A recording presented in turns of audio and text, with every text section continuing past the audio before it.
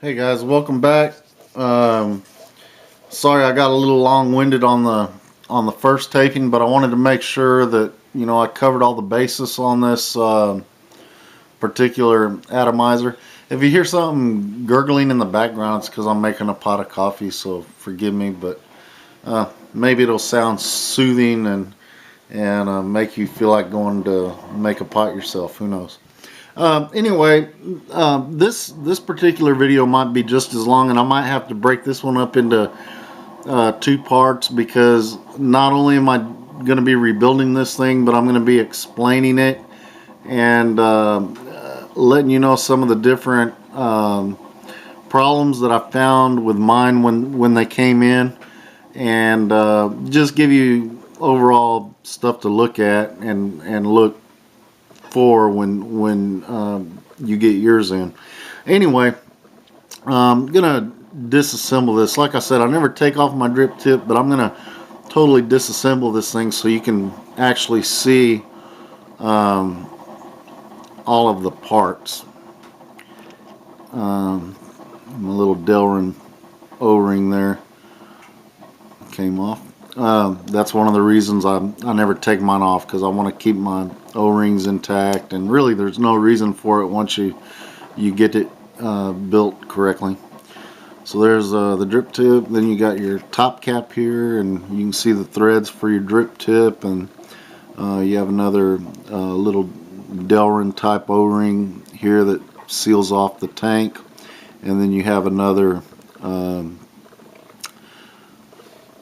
Delrin O-ring right there in the center. I guess see if you can see it right there. Let me get something to point with. Yeah, it's right here, right in there.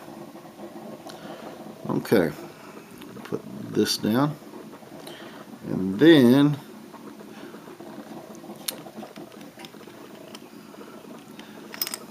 I take off my tank. Now, this is another thing that I never disassemble. It can be disassembled, and if you look in here, you can see that these two stainless steel bands, and then you have your glass tank here. They actually thread that glass tank onto these stainless steel bands, but I never disassemble it. I mean, I use it as a one-piece deal, and it works out just fine for me. We're getting closer to the important parts of the Addy, and while I've got this here, I don't know if you can see it, but if you look right here, you'll see like a little notch, okay, at the bottom of this chimney, and this is actually your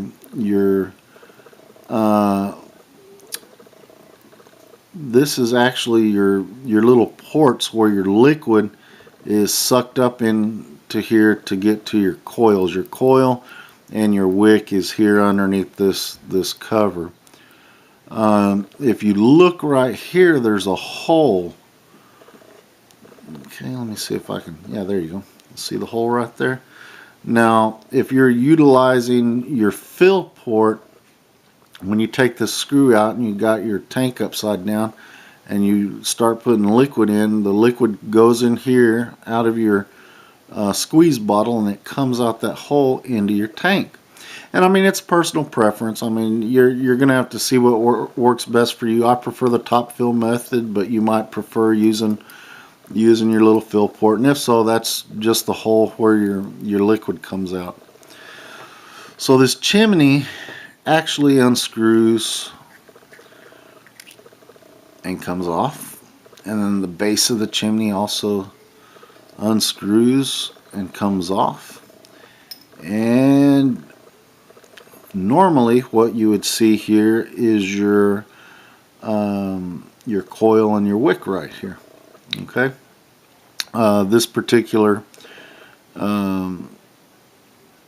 Addy doesn't have one on there, but we're going to be putting one on it here shortly. Now, what What makes this Kayfun 3.1 clone different than the Kayfun Light clones and the Russian 91% is that the version 3.1, if you look right here at the bottom, there's a e-liquid, now I can't even think of the name, but it's basically a catch cup, and basically if you get any liquid that goes down your air hole right here, let me move this up a little bit. If you get any liquid down your air hole, it comes down the air hole and it gets trapped here in this little cup. So part of the cleaning process when you go to rebuild these or whatever is to take a screwdriver, and I'll just unscrew this screw as much as I can.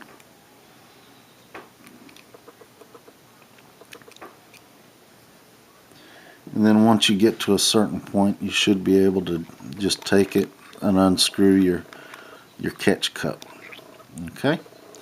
And that's basically what that looks like. And if you have any liquid that comes out your air hole here, that's the little cup where it'll get trapped. And when you go to rebuild your coils or clean up your atomizer, I mean, that's just part of the maintenance process, is going in there and cleaning this out.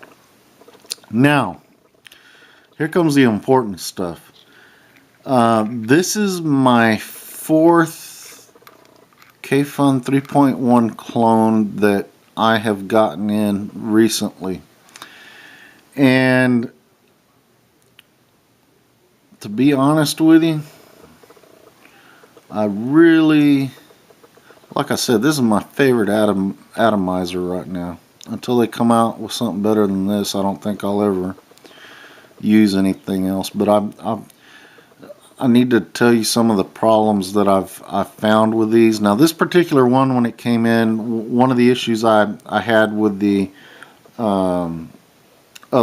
first three that I ordered, this one I don't see the issue with it, but I will check it out real quick just to see if I am having the same type of issues that I had with the other ones.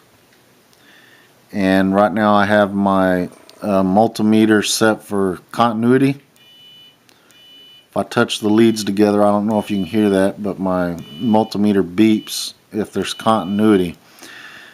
The original ones, the first three that I got in, if I went to, put one lead on ground and I came over here to the positive connector and I touched it, I was grounded out.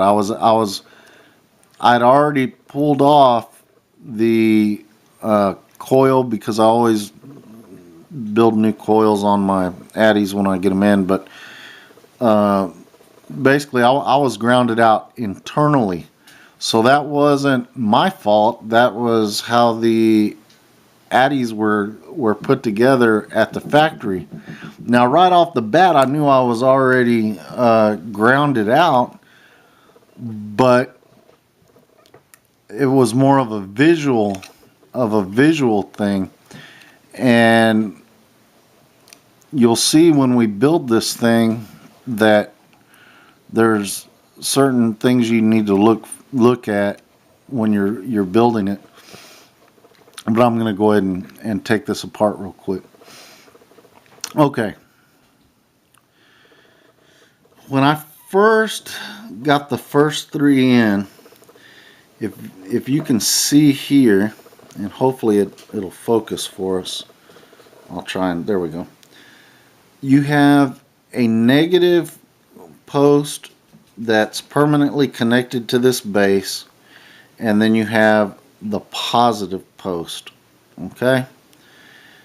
And there's a small gap between the two. And if I turn it this way, you can see this gap, right? Now, what makes this one different than the other ones is there's actually a gap there. So your positive and your negative are separated. But I'm going to show you something. If I just twist that positive post just a little bit, look what happens. I don't know if you can actually see it or not, but I just twisted this positive post just a little bit. Now, right here at the top, it's making contact with the negative post.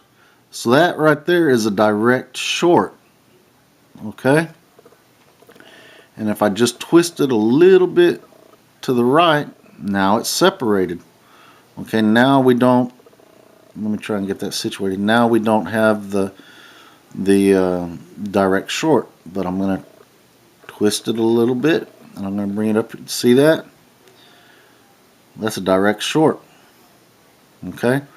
Now, even before I noticed that, I knew I had a direct short because the coil sits on your positive end of your coil and your negative end of the coil are attached on these two posts. When you put your coil together, you need to lift up on your coil so it's not touching and sort of grounding out on this, positive post here. Okay, or the negative side for that matter. And the first thing I looked for when I got them in, I held it to the side, and of course my coil was sitting flat on top of the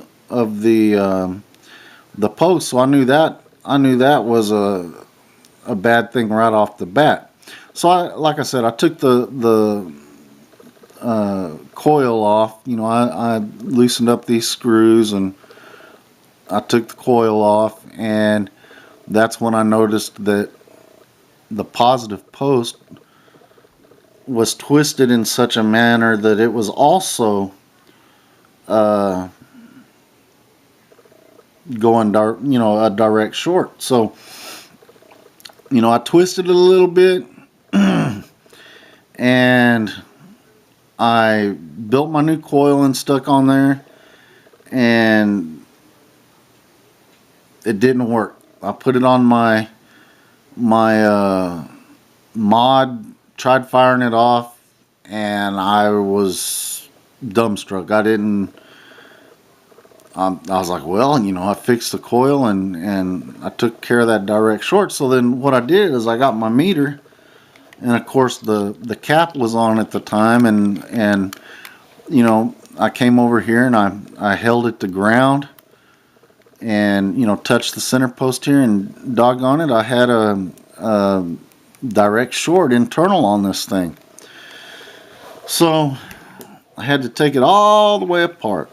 And I know this video is already 13 minutes long, so I'm going to go ahead and shut it down, and I'm going to make a part 2 to this rebuilding video. Be right back.